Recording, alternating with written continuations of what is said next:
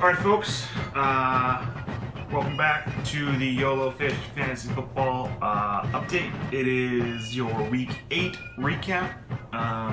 It is Tuesday, November 1st. It's about 2 o'clock in the afternoon. First off, sorry about last week. I was in Baltimore, didn't really have any time to get any updates out. So, I mean, fuck me, I guess, right? So I apologize for that. Also, in case you haven't noticed, this week is our trade deadline. That means that you have until noon Eastern Time tomorrow, Wednesday, November 2nd, to propose and accept any trades. Again, noon tomorrow, Wednesday, to get any trades accepted. That is our trade deadline. It's this early, so we avoid all the tanking, all the bullshit. Everybody's pretty much still in it at this point, so there really shouldn't be any of that. That's why we have it so early. But if you have any other questions, just let me know. Now that all that is out of the way, let's move on to our Week 8 recap. Alright. Let's start with Sokol beating Pat by about 9 points. Sokol's led by Jimmy Swinston with 22 points and Devontae Freeman with 19. Decent day for Mohamed Sanu with 18 points. On Patrick's side, he was led by Andy Dalton with 21 and Theo Riddick with 23. AJ Green had 19 points. So not a bad day. Not great, but not bad.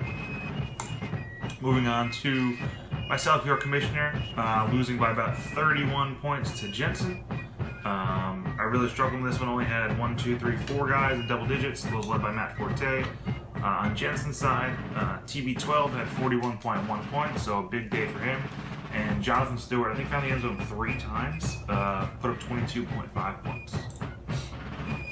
Next up, we have Brook Wild division leader Jack beating up on Walter, 144 to 133. Walter had a decent day, stuck with it. High scorers: Marcus Mariota 21, Kirk Cousins had 31, DeMarco Murray had 22. On Jack's side, high scorers Matt Ryan had 30 points and Amari Cooper had 32. Gronk also had 22 in his victory. Moving on now to the Katie Cummings division, we had Ryan McCallum 140 against Sean McGrath's 116. So nice win here for Ryan. He was led by Blake Bortles, who put up 38 points in just complete junk time on Thursday night. That was really his biggest producer. Everybody else had 15 or less. Jordan Matthews had 18. So not bad. Decent production, 140 points. Can't complain. On Sean's side, Carson Palmer had about 30 points. And Tyler Eifert had 23. A couple guys in double digits here, but nothing really to write home about. Jaguars defense on Thursday night did have negative 8.2. Now to TJ taking on Coyle. As we know, Coyle beat the shit out of him, 174 to 81. TJ didn't really have any quarterback, so he went with Teddy Bridgewater, who's on the IR, and Johnny Manziel, who's probably in rehab right now. His high score was Jordy Nelson with 17. Graham Gano, the kicker, had 15, and LeGarrette Blount had 10. Everybody else was below that double-digit mark. Coyle, he had great production from pretty much everybody. Aaron Rodgers put up 41, Andrew Luck had 22, his running backs had 13 and 14, respectively. Crabtree had 17, Broncos defense had 18. He really only had 2 guys under double digits, so really impressive week for Coyle yet again. And finally, we move on to McAllen, 153 against Coles, 132. McAllen had decent production from Drew Brees, 22. Melvin Gordon had 20 points. Des Bryant, finally back in the lineup, had 22. Over on Cole's side, he had a great day from Derek Carr, 46.8 points. But not so great from Mark Ingram, who had negative 1.5 points. And for the Saints, I think he fumbled once and was basically benched the rest of the game. Also had Travis Kelce with 22 points. So, nice day there for Cole, despite the loss.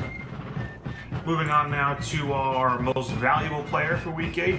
It's going to go to, who we just mentioned, Cole's Derek Carr. He completed 40 of 59 freaking passes, 513 yards and 4 touchdowns. He's only the 18th quarterback in NFL history to throw for over 500 yards in a single game. So pretty impressive day for him. Wasn't enough to give him the win over McAllen, but Cole's got to see that as pretty decent production. Our worst of the week is going to go to McGrath's defense, the Jaguars, as we talked about, they gave up 36 goddamn points to the Titans. Really just didn't have anything going for them all week.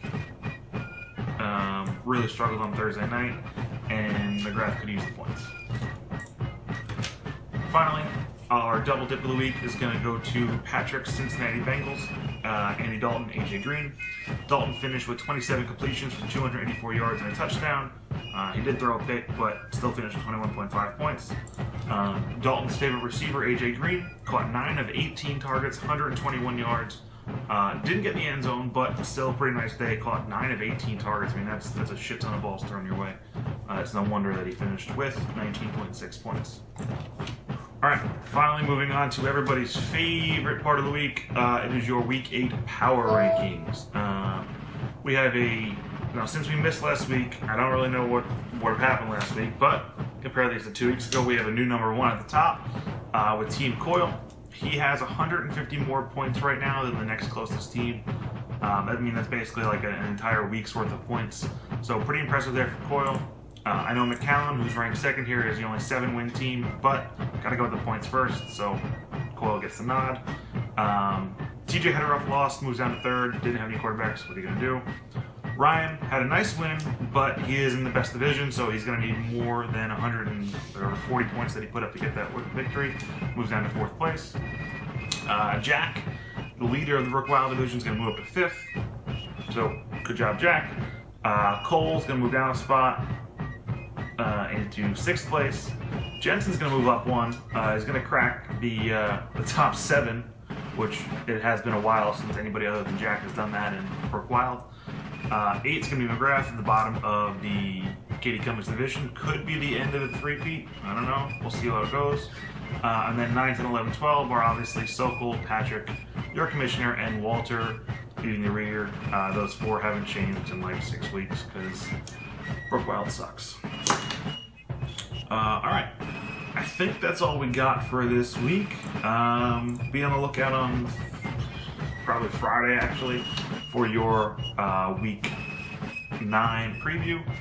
Again, everybody remember that the trade deadline is tomorrow, Wednesday, November 2nd, noon Eastern time. All trades must be proposed and accepted. I'll do my best to push them through at that point as well once they get accepted, but let me know if there's anything going on. Everybody should be in pretty good shape. Nobody should be tanking or colluding at this point because everybody's still in it. But if you think anybody is, let me know. Otherwise, that's all for now. Peace.